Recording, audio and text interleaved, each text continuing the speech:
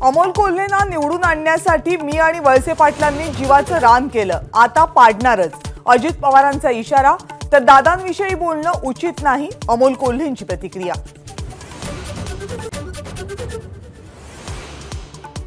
राष्ट्रवादी काँग्रेस अजित पवार गट मेळाव्याच्या माध्यमातून मुंबईमध्ये शक्ती प्रदर्शन करणार. 7 जानेवारीला राष्ट्रवादीचा तर 12 जानेवारीला महिला राष्ट्रवादीचा मेळावा.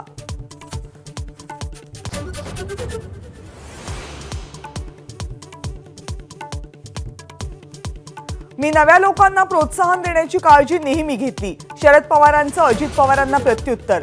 तर आमच्या काळात बंड नव्हतं, आम्ही बसून निर्णय घ्यायचो, पवारांची प्रतिक्रिया.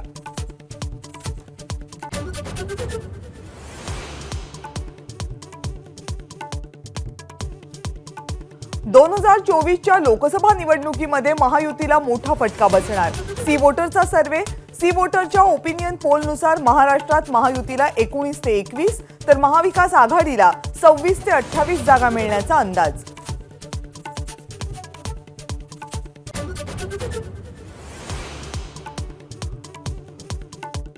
लोकसभेच्या निवडणुकीमध्ये महाविकास आघाडीला किमान 35 ते 40 जागा मिळतील. एबीपी आणि सी वोटर्सच्या सर्व्हेवर संजय राऊत यांचा दावा. तर बेईमानी झाली नाही तर सर्व्हे खरा ठरेल, वडेट्टीवारांची प्रतिक्रिया.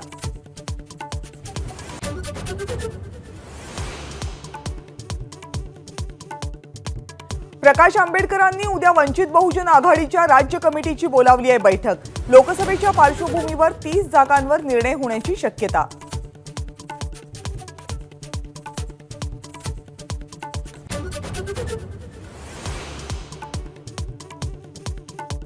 सरकार हुलकावणी देते, त्यामुळे मराठ्यांनी मुंबईमध्ये कूच करायचं ठरवलं. मनोज जरांगेंचं वक्तव्य. मुंबईला जाण्यासाठी तयारी करण्याचं आवाहन.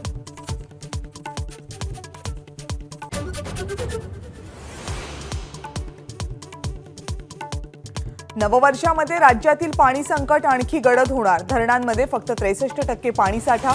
गेल्या वर्षीच्या तुलनेत पाणीसाठा 20%हून कमी.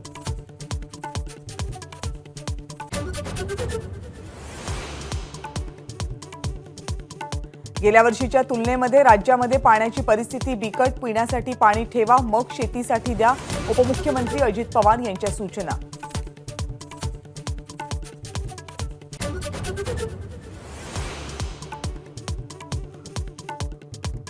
पुण्यामध्ये कोरोनाच्या JN1चे आढळले 2 रुग्ण तर ठाण्यामध्ये JN1च्या 5 रुग्णांची नोंद. आरोग्य यंत्रणांना दक्षतेच्या सूचना.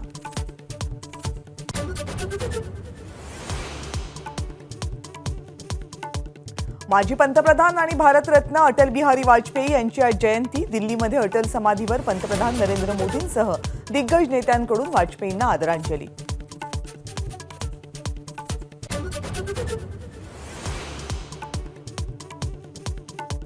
देशभरात नाताळची धूम. चर्चमध्ये प्रार्थनेसाठी ख्रिस्ती बांधवांची गर्दी. सेलिब्रेशनचाही उत्साह.